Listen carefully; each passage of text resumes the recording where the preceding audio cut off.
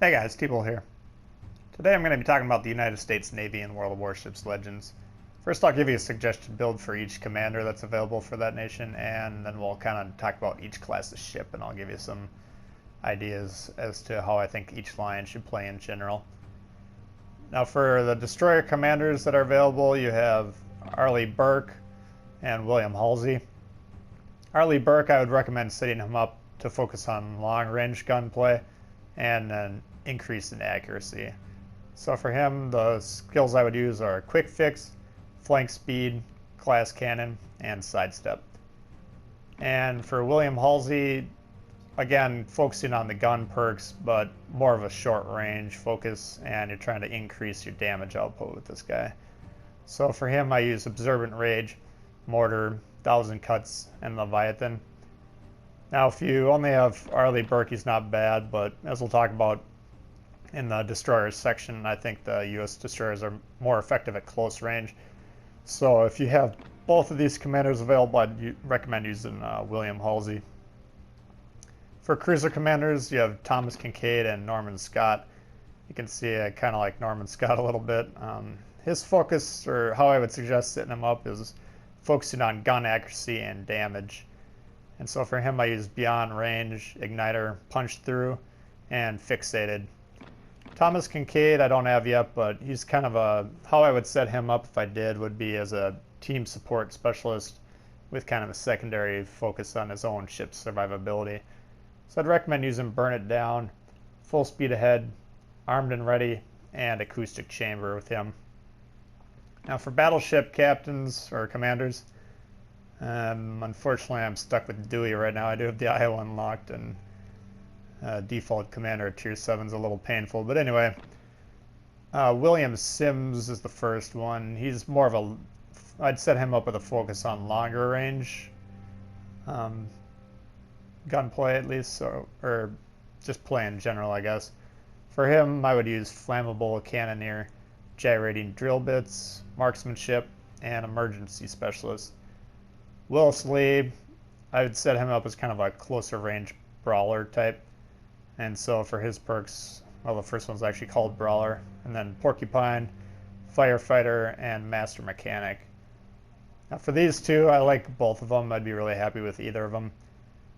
For Iowa, I'd probably use William Sims, and then the rest of my American battleships, I'd probably consider both of them. So that would come down to your personal preference. Willis Lee, again, if you're closer range focused, and William Sims if you're more of a medium to long range focus with your battleship play. So next we'll take a look at the destroyers and see how they play in general.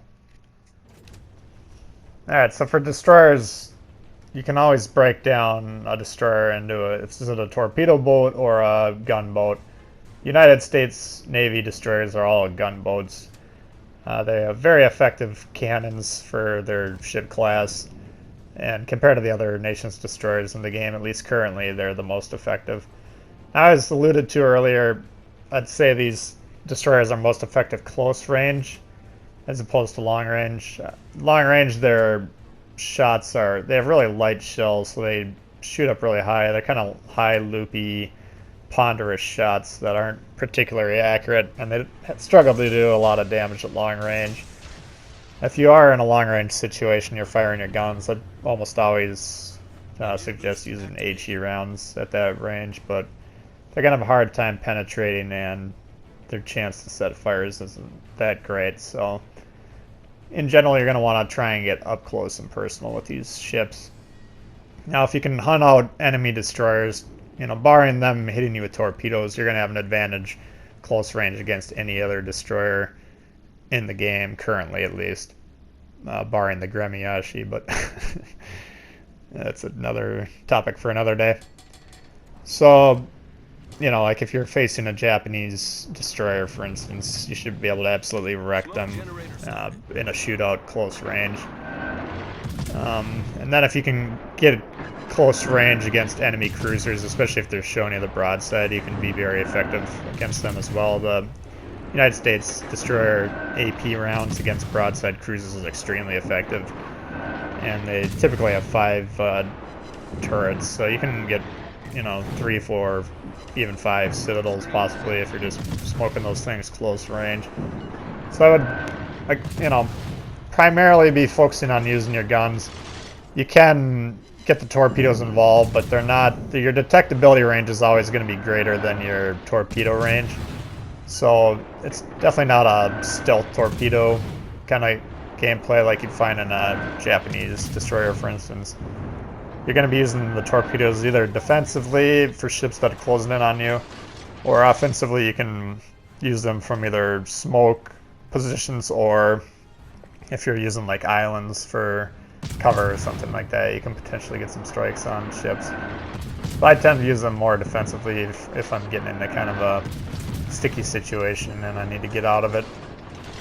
And speaking of the smoke, it has very effective smoke, really long duration smoke, and so often you can kind of just park yourself in the smoke, and you know, always be aware when you're doing that of enemies torpedoing you. So if you have ships that can launch torpedoes that you think you're within their range, maybe don't sit within the smoke, but you can kind of set up position there and just you know, really bomb some shots on some guys. So I'd say overall the destroyer line's really kind of a brawly, you know, as far as destroyers go, and you just got to use your guns to your advantage and just kind of, again, I like to try and focus on destroyers if possible.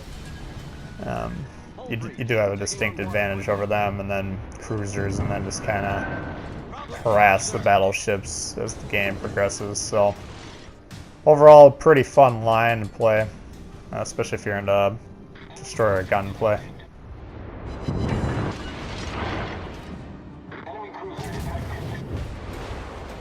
So next we'll talk about American cruisers. American cruisers currently, I think they're, well, on the PC they have a full light cruiser line, I believe, and a full heavy cruiser line. If I'm mistaken about that, let me know in the comments below, but that's my understanding at least. And in our game currently we have half of it's a light cruiser line, and then the second half is a heavy cruiser line. And they do play quite a bit differently from each other, so I'm going to cover them separately. American light cruisers, the St. Louis and whatever the tier 1 is, they don't have torpedoes, but tier 3 and tier 4 ships do have torpedoes. Now, cruisers in general, I think I've said before, I'd probably use them defensively about the torpedoes defensively about 70% of the time, and occasionally you'll find an offensive use for them, but in general I'm going to be more focused on using the guns and just using torpedoes to kind of counter anyone that's closing in on me. But you can certainly find situations where successful torpedo attack is viable as well, so keep them in mind. I tend to forget about the torpedoes in the U.S. cruisers just because they're available for a relatively brief period as far as the line goes. But how I play the light cruisers, I would say I'm usually using HE shells in these things. Just they're really quick reloading, rapid firing things, and they can just pump out shells. So I just basically try and burn the entire enemy team to the ground. You can, if you have a cruiser that's broadside close range, I'd say probably 8 kilometers or closer for those two ships. You can maybe switch it. You can switch the broadside in those, or I'm sorry, you can switch the AP shells in those instances and get them some effective waterline shots. But in general, the guns aren't massively powerful, so I'd recommend just kind of usually leaving it on an HE and then just kind of pumping out as much damage as you possibly can. Now these light cruisers are very fast, so I tend to just you can either, there's two really effective ways to play them in my opinion. You can either find a position where you're not being spotted, so behind at least one island, usually, you know, multiple islands blocking various lines of sight to the enemy. If you can find a nice secluded position where you can arc those light American shells over the islands and have them rain down, those are fun games because the enemy has no idea how to deal with you. But if that situation's not available, or it's just not how the game's progressing, you can just crank it up to full speed and zip around, and if you're bobbing and weaving, it'll be kind of hard for ships to hit you because they are fairly nimble. And then again, you can just keep pumping out damage, setting fires, and then the shells are, you'll get some decent damage just from the shell impacts themselves. So I really like these American light cruisers. I do hope we get the full line of the light cruisers at some point. That'd be appreciated in my view, or in my opinion. The Atlanta that some of us I guess have bought the ship already, but a lot of us are just grinding through the Atlanta campaign. That's a tier 6 American light cruiser. And again, from what I've read about that ship, it's just really effective kind of finding a secluded spot and just raining down HE shells and being a nuisance in general throughout the entire game. So that's how I'd play those. And then once you hit the Pensacola, the line shifts dramatically. And that starting there, you're playing heavy cruisers in the American line. And they have pretty good armor, especially frontally. You don't want to be taking shots to the broadside, but they have very effective AP rounds at any distance, and that will kind of surprise you coming from the light cruisers. The AP rounds of the light cruisers are not very good at long range, at least I've never found them to be. But once you start hitting those heavy cruisers, and the deeper you get down the line, the more effective they are at range. So if you're playing the Baltimore, you can actually run AP at, pretty long, basically full distance, full firing range of your guns, and they're very effective shells. So for those heavy cruisers, you need to be switching your shells very actively. If you have a cruiser that's broadside to you, switch to AP. If you have a battleship that's broadside to you, it's going to depend on the particular battleship you're shooting at and the distance. So if you get a battleship that's pretty close range to you and you're hitting waterline shots, you can potentially get citadels that way. You can also try raining down AP shells if they're dropping basically vertically, so very long range shots. You can try dropping some AP shells straight through the deck of the ship, and a lot of times those will be a good effective way to get citadels as well, longer range. So once you hit the Pensacola and then playing through the New Orleans and Baltimore, definitely start experimenting heavily with the AP shells and finding as many instances to use them as possible. Now for these ships, they're no longer fast, nimble ships. They're really slow, or they're relatively slow, I should say. The turret traverse is slow, so you can't be zigging and zagging and kind of, whipping around and keeping your guns trained on your targets. So the way I typically play these heavy cruisers is to park near an island, preferably, that'll cover one side of your ship, and then you want to point your nose towards the people that are shooting back at you, because again, your frontal armor is pretty effective on these ships, and your side armor is not, so you want to do your best to kind of avoid getting shot in the side. But you can just kind of park there, move back and forth, and again, you're switching your shells based on what target's available to you. And these ships, you can definitely have high damage games on them. The way I tend to focus on playing them, though, is really supporting the rest of my team. So focus on the consumables. You got your sonar, you got your spotter planes, and then once you get to the Baltimore, you have radar, which is destroyers' worst nightmares. So you need to be using all these consumables effectively to be supporting your team. That's part of your job, is to keep them alive. You got to be spotting enemy destroyers, try and take them out. Now the heavy cruisers they have a little bit of harder time dealing with destroyers than a lot of cruisers do, just because it's a fairly long reload. But again, that is your job, to help spot and destroy the destroyers, so keep that in mind. I do really enjoy pretty much all the American cruisers. A lot of people hate the Pensacola. I think it's just I think the main problem is it's such a dramatic change in play from the previous ships that they're kind of getting used to. So a lot of people that I've talked to, once they go back and play the Pensacola, once they got more experience with heavy cruisers, they find it to be a pretty good ship, and I still enjoy playing it now. So all in all, a good line, and one like I say, I hope they just flesh it out a little bit and we get both complete lines down the road. And then the American battleships, they all are really similar to each other, except for the Iowa's kind of an anomaly. So I'm not going to talk about that ship a lot now. Well, I do have it unlocked, and we'll cover that fairly soon here. So if you're interested in the Iowa in particular, we'll cover that later. But for that ship, I just kind of tend to park it facing my enemies and trade salvos. At least at this point, I'm still kind of getting the hang of that ship. And again, it's not very effective because my commander sucks.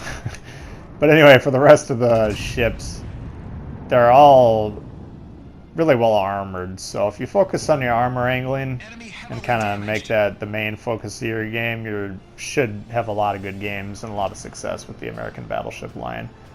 Now, they're very slow ships. That's the first thing you're going to notice. And so because of that, you need to be thinking a few steps ahead at all times. So how I deal with that, I tend to sail gradually towards either the center of the map or, well, maybe more towards the center of my team or where they're kind of generally heading.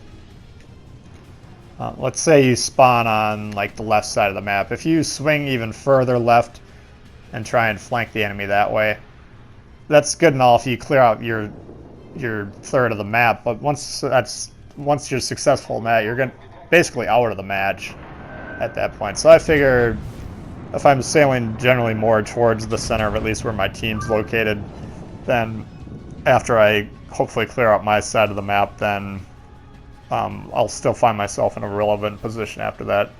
So you do have to be thinking kind of multiple steps ahead and be planning out how your game's going to progress with these ships.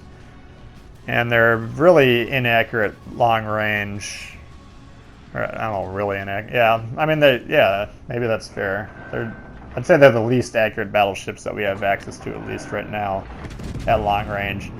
So I try and get at least, what I'd consider to be medium range.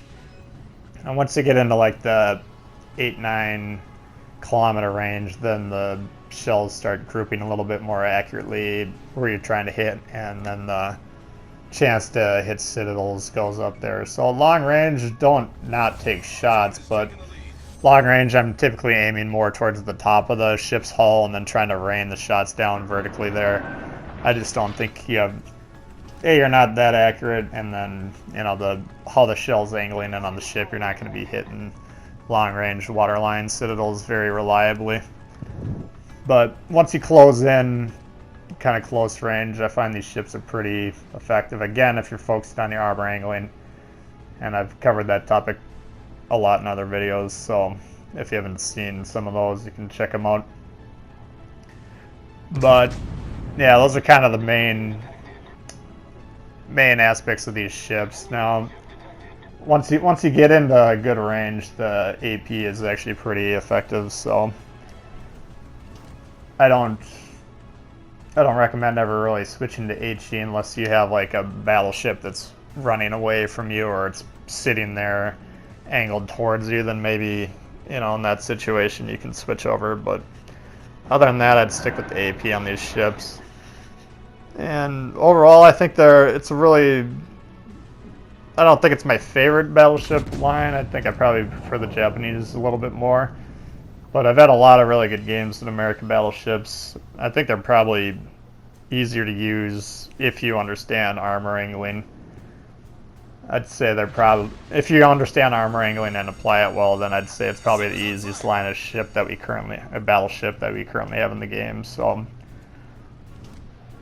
trying to think if there's anything else I would add to that. I think that pretty much covers, at least in general. I mean, this video was designed to give you guys a general overview. I do have a lot of people asking kind of either for rundowns of the nations, or they want to compare different nations' battleships and stuff like that. And I've been thinking about how to do these videos for a little while. So I got the United States in this one. We're going to break down the other two nations.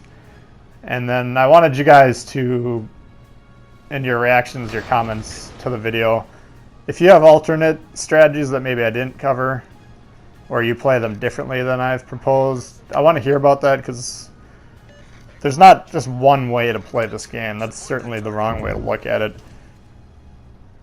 Obviously, every time I'm making a video or presenting information, this is how I currently think it works the best, or that's just how I like to play.